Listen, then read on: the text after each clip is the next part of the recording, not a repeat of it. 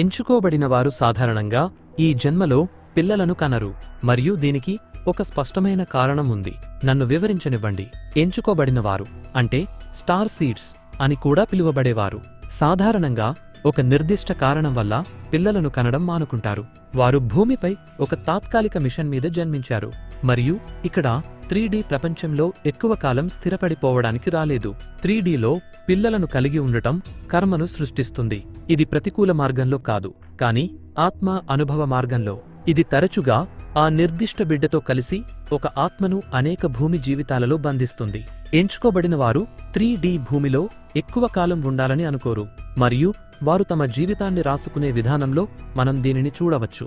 వారు కెరీర్ కోసం పరితపించేవారు కాదు. వారికి భూమిపై ఉండటం అస్సలు ఇష్టం ఉండదు. నిజానికి తరచుగా దీనికి విరుద్ధంగా ఉంటుంది.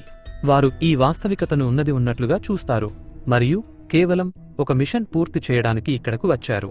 అది తమ స్వంత కాంతి శక్తిని పెంచుకోవడం మరియు భూమి యొక్క ఉన్నత పరిణామ క్రమానికి సహాయపడటం. ఒక ఎంచుకోబడిన వ్యక్తిగా మీకు పిల్లలు ఉన్నారా?